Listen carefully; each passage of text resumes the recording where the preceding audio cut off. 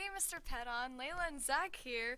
We will compare the life expectancy and income per person of Israel and the West Bank and Gaza Strip, aka Palestine. Okay, so obviously, in the beginning, West Bank and Gaza and Israel start off in different places. But as the years go by, West Bank and Gaza both and Israel both increase at the same rate. And then suddenly in 2000, West Bank and Gaza just recede really quickly.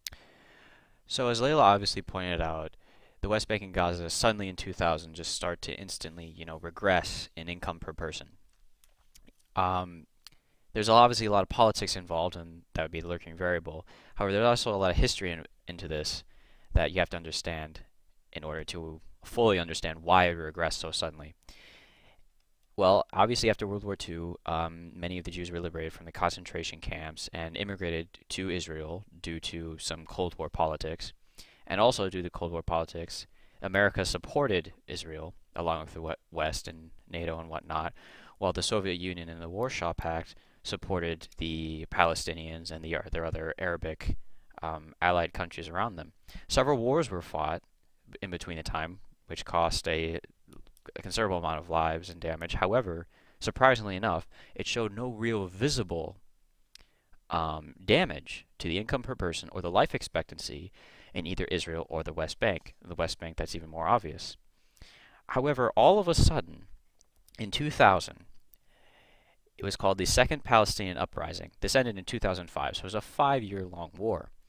However, it wasn't much so of a war in the sense of getting guns and killing each other. This was a war of an economic blockade. Now, the reason obviously Israel claims there's because they don't want weapons to get in the hands of terrorists. So the lurking variable of this graph affecting the life expectancy and income of both Israel and Palestine is the Israeli economic blockade of Palestine. So then, of course, you think, Mr. Padan, well, how does income per person affect your life expectancy? Well, it's quite simple. When you stop making enough money to pay for, like good medical care, like a nice house or something, your life expectancy is just going to, stay stagnant. It's not going to go anywhere.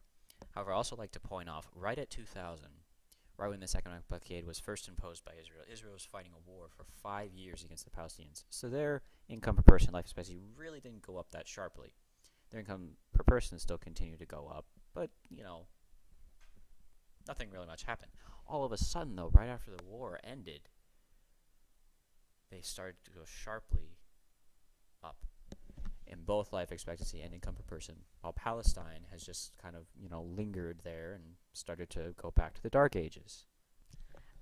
We're sorry that we don't have any information from 2012, but we're sure that it would be very drastic to Palestine right now, considering what's happening, and we're also very sorry that it's political and such. Thank you.